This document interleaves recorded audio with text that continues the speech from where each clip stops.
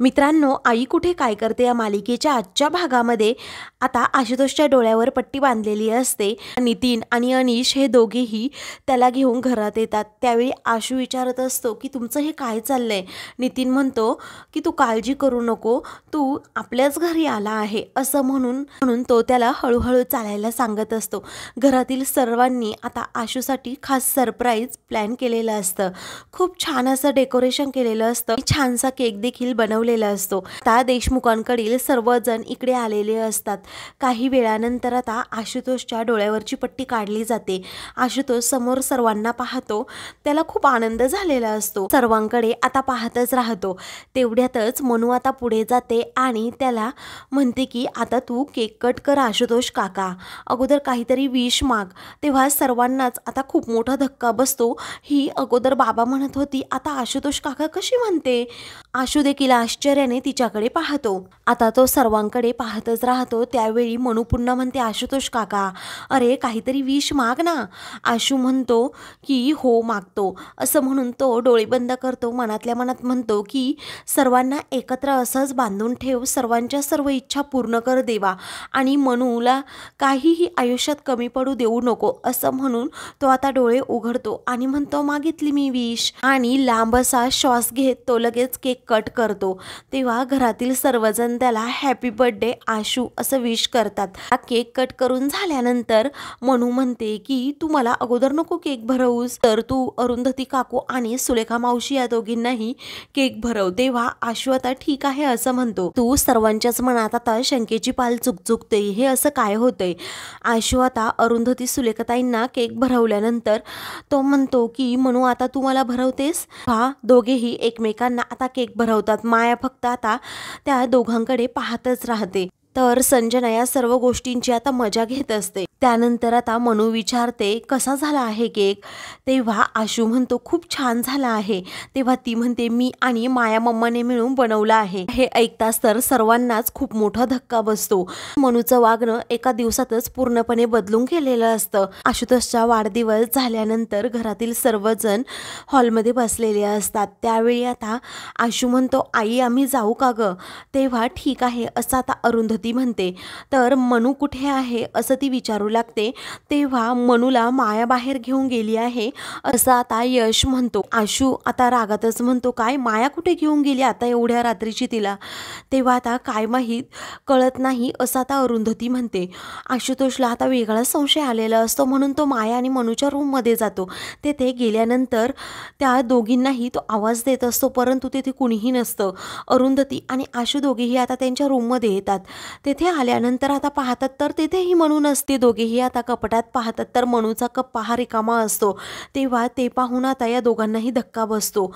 ते दोघेही हॉलमध्ये येतात, घाबरलेले असतात। तेव्हा माया अशी कशी करू शकते, ती मनूला घेऊन कशी जाऊ शकते, तिला काही वाटतं की नाही आता ती माझ्यासमोर आली ना मी तिला घरातून हाकलूनच देणार आहे असं आता आशू म्हणतो। मायाला सतत कॉल करण्याचा प्रयत्न करत असतात, परंतु आता माया कॉलच रिसीव्ह करत नसते। अरुंधती आता आशूला शांत राहण्याचा सल्ला देत असते, पण आशू पूर्णपणे हायपर झालेला असतो। सुलेखाताई विचारतात काय झालंय काय एवढं, आणि तुम्ही एवढे चिंतेत का आहात मला कळत नाहीये। आता सुलेखाताई म्हणतात की माया एखादी चक्कर मारायला मनूला घेऊन गेली असेल, तिला इथे कंटाळा आला असेल म्हणून तुम्ही एवढा हायपर का होताय। त्यावेळी आशू म्हणतो आई तुला समजतंय का, चक्कर मारायला जर त्या गेल्या असत्या ना तर माया मनूची बॅग घेऊन गेली नसती इथून। आता आशूचं हे बोलणं ऐकून सर्वांनाच खूप मोठा धक्का बसतो। मग नंतर आता आशू म्हणतो मी मायाला सोडणार नाहीये। त्याला आता आठवू लागतं की जेव्हा सर्वजण बड्डेची तयारी करत होते तेव्हा आता माया माझ्याजवळ आली होती। आशू रागातच तिला विचारतो मला तुला एक प्रश्न विचारायचा आहे। त्या अगोदर माया म्हणते केक कसा झाला होता, मनू आणि मी बनवण्यासाठी खूप मेहनत केली होती। आशू म्हणतो थँक्यू छान झाला होता। तू आशू आता जरा तिच्यावर चिडलेला असतो। ती म्हणते मी तुमच्यासाठी गिफ्ट मागवलं आहे परंतु अजून आलेलं नाही. आशू म्हणतो मला तुमच्याकडून कोणत्याही गिफ्टची गरज नाही आहे. ती म्हणते फक्त माझी आठवण म्हणून. त्यावेळी आशू म्हणतो मला तुमच्याबरोबर थोडं बोलायचं आहे. तेव्हा मनू अचानक आम्हाला काका काकू का म्हणायला लागली असं आशू रागातच म्हणतो. ती म्हणते मी तुम्हाला सांगितलं होतं की मी दिलेलं वचन अजिबात मोडायचं नाही, अरुंधतीला काही सांगायचं नाही पिकनिकमध्ये जे काही झालं होतं त्याबद्दल. आशू म्हणतो ती माझी बायको आहे, मी तिच्यापासून एक गोष्ट देखील लपवू शकत नाही. मग आता माया म्हणते तसंही मी सुद्धा माझं वचन मोडलं. मी तिला असं सांगितलं नाही की काका काकू म्हणू नको म्हणून, पण मी तिची मम्मा आहे ना, ही गोष्ट मी तिला सांगितली आहे. तुमच्याजवळ अरुंधती आणि तुमची आई आहे पण माझ्याजवळ माझं असं म्हणणारं कोणीही नाही आहे. माझी मनू माझा श्वास आहे, मी तिला इथून घेऊन जाणार आहे. हे मायाचं बोलणं आता त्याला आठवत असतं. बद्दल सर्वांना सांगतो. अरुंधती म्हणते मायाने असं करायला नको होतं. घरातील सर्वांना टेन्शन आलेलं असतं. तो म्हणतो जोपर्यंत मनू आता घरात पाऊल टाकत नाही ना तोपर्यंत मी सुद्धा या घरात येणार नाही, मी तिला शोधायला चाललोय. आता मायाचा प्रचंड राग आशू आणि अरुंधतीला आलेला असतो. आशूला हे बोलत असताना चक्कर येते. अरुंधती आणि सर्वजण मिळून त्याला सावरतात. तो आता निघालेला असतो. तेवढ्यातच त्याला आता मायाचा व्हिडिओ कॉल येतो. आता मनूला व्हिडिओ कॉलवर पाहून सर्वांनाच खूप आनंद होतो. तेव्हा आशू विचारतो तू कुठे आहे. तेव्हा ती म्हणते की जादूगार आणि अरुंधती काकू तुम्ही दोघेही मला हवे होतात, पण मला माया टीचरने सर्व सांगितलं की ती माझी मम्मा आहे. मग माझ्याकडे दुसरा पर्याय नव्हता. तुम्ही दोघेही आनंदात राहा. माझ्यामुळे तुमच्या दोघांमध्ये खूप भांडणं व्हायची असं माझ्या मम्माने मला सांगितलं आणि तीच माझी खरी मम्मा आहे. आता आम्ही अमेरिकेला चाललो आहे. मला तुमची आठवण आली तर मी नक्कीच व्हिडिओ कॉल करेन. तुम्ही दोघेही मला भेटायला या. त्यावेळी आशू म्हणतो मनू मला तुझ्याबरोबर बोलायचं, मी नाही जगू शकत तुझ्याशिवाय. तेव्हा ती म्हणते मलाही तुमची खूप आठवण येईल पण माझ्या मम्माबरोबर जाणं आवश्यक आहे. अरुंधतीला काकूला तिची मुलं आहेत. तुला अरुंधती काकू आहे, सुलेखा आजी आहे, तसं माया टीचरला कुणीही नव्हतं. मग मला तिच्याबरोबर जाणं आवश्यक होतं. त्यामुळे तुम्ही सर्वांनी मला भेटायला या. आता आम्ही अमेरिकेला चाललो आहोत. जर माझ्याबरोबर बोलायचं असेल ना तर माझा पिंकू ठेवला आहे ना त्याच्याबरोबर तू गप्पा मार असं म्हणून मनू सर्वांना बाय असं म्हणते. फोन ठेवते. तेव्हा आशूला आता खूप वाईट वाटतं. अरुंधतीला देखील. तो खूप रडू लागतो. तो आता त्या पिंकूला जवळ घेऊन उराशी कवटाळतो. त्यानंतर आशू म्हणतो मला मनूला कुठेही जाऊ द्यायचं नाही आहे, मी आता जातो आणि एअरपोर्टवरून तिला घेऊन येतो असं म्हणून तो चाललेला असतो. अरुंधती म्हणते नाही आशुतोष मी पण तुमच्याबरोबर येणार असं म्हणून आता ती निघालेली असते. त्यावेळी आता ती ड्राईव्ह सीटवर बसते. आशू म्हणतो अरुंधती मी आजपर्यंत तुझ्याकडे कधीच काही मागितलं नाही असं म्हणून तो हात जोडून विनंती करतो मला माझी मनू पाहिजे फक्त. तेव्हा ठीक आहे असं अरुंधती म्हणते आणि मी तुम्हाला एअरपोर्टवर अगदी व्यवस्थित पोहोचवते. कारण आशूची मनस्थिती तशी नसते की तो ड्राईव्ह करू शकेल. म्हणूनच अरुंधतीने हा निर्णय आता घेतलेला असतो. नितीन आणि यशला काहीच बोलायची संधी कुणी देत नाही. मग नंतर ते दोघेही आता एअरपोर्टच्या दिशेने निघालेले असतात.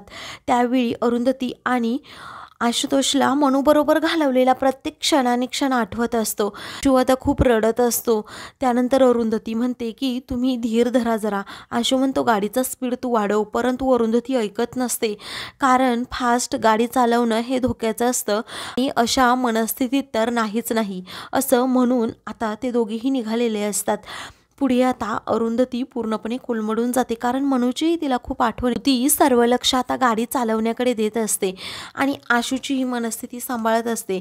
त्यानंतर आशू हा सीट बेल्ट काढतो कारण त्याला मनू समोर दिसते. तो म्हणतो अरुंधती अगं जरा बाजूने गाडी घे, समोर मनू आहे, तू मनूच्या अंगावर गाडी घालशील. अरुंधती म्हणते हा तुमचा भास आहे, तुम्ही सीट बेल्ट काढू नका. आता मनूला वाचवायच्या नादामध्ये आशुतोष हा पटकन सीट बेल्ट काढतो. अरुंधती म्हणते असं करू नका. तर गाडीचा स्पीड देखील तसा बराच असतो. आता मनूला वाचवायच्या नादामध्ये स्टेअरिंग दुसरीकडे वळवतो आणि आशू दार उघडण्याचा प्रयत्न देखील करतो. काही कळायच्या आत जाता गाडीचं दार देखील उघडतं. आशू पटकन गाडीच्या बाहेर फेकला जातो. अरुंधतीचाही आता ताबा सुटतो. गाडी ते झाडाला जाऊन आदळते. त्या दोघांचाही खूप मोठा असा ॲक्सिडेंट होतो. अरुंधती बेशुद्ध होते. तर इकडे आशुतोष हा कोलमडतच दुसरीकडे जातो. त्याच्या डोक्याला जोरात दुखापत होते. तर मित्रांनो, पुढील भागामध्ये सुलेखाताई देवासमोर दिवा लावतात आणि अरुंधती, मनू, आशूला व्यवस्थित परत घरी येऊ देत अशी प्रार्थना करतात. पण त्याचवेळी तो दिवा विझतो. दुसरीकडे अरुंधती शुद्धीवर येते आणि आशुतोष असं जोरात ओरडते. ती आता आशुतोष जवळ जाते, त्याच्या छातीवर डोकं टेकवते, परंतु त्याचा श्वास आता बंद झालेला असतो. अरुंधतीच्या पायाखालची जमीन सरकते. अशाच मालिकेंचे पुढील भाग पाहण्यासाठी चॅनलला सबस्क्राईब करा.